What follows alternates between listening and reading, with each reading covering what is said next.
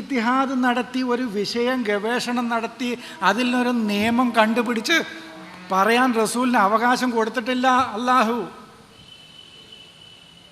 അതല്ലേ അഫലാ യതദബ്ബറൂനൽ ഖുർആനാന്ന് ജനങ്ങളോടെ പറഞ്ഞിട്ടുള്ളൂ. അവർ ഖുർആൻ എന്തുകൊണ്ട് ചിന്തിക്കുന്നില്ല?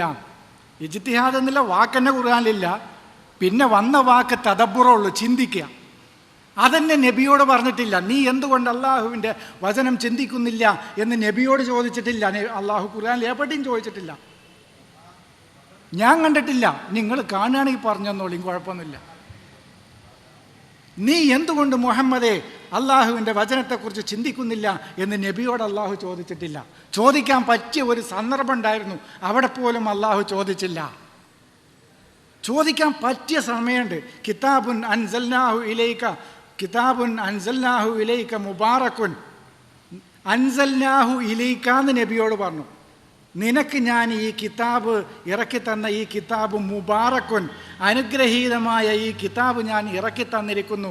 ലി തദബ്ബറു, നീ ചിന്തിക്കാൻ വേണ്ടി എന്നവിടെ പറയേണ്ടതായിരുന്നു. അവിടെ മാറ്റിയല്ല, ലി യദ്ദബ്ബറു, അവർ ചിന്തിക്കാൻ വേണ്ടി. എന്താ പടച്ചം വെറുതെ പറയല്ലേ? എന്താ നിങ്ങൾ മനസ്സിലാക്കിയത്? അവിടെ ശരിക്കും മുഖാത്തബിന് അങ്ങോട്ട് നേരെ റസൂലിനോട് മുഖാത്തബ് ഇങ്ങനെ പറഞ്ഞു പോരുകയാണ്. അവിടെ എത്തിയപ്പോൾ അള്ളാഹു വാക്കാണ് മാറ്റി. കിതാബുൻ അൻസൽനാഹു ഇലൈക, നിനക്ക് ഞാൻ ഈ കിതാബ് ഇറക്കി തന്നിരിക്കുന്നത് മുബാറക്കുൻ, ഈ കിതാബ് മുബാറക്കാണ്.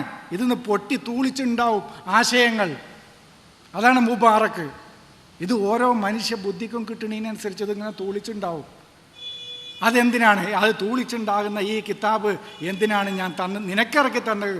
ലി യദ്ദബ്ബറു. അവിടെ ശരിക്കും പറയായിരുന്നു അള്ളാഹ്ക്ക്, ലി തദബ്ബറു, നീ ചിന്തിക്കാൻ വേണ്ടിയിട്ടാണെന്ന് പറഞ്ഞില്ല. അതാ ഞാൻ അങ്ങനെ എന്തിയപ്പോൾ അല്ല ഉടനെ മാറ്റിയാലോ എന്ന്. ഈ അള്ള ഭയങ്കര അള്ള തന്നെയാണെന്ന് ഇങ്ങനെ പറഞ്ഞ് നബിനോട് ഇങ്ങനെ പറഞ്ഞു പോരുന്ന. അവിടെ എത്തിയപ്പോൾ ഒറ്റ പ്ലേറ്റ് മാറ്റാം.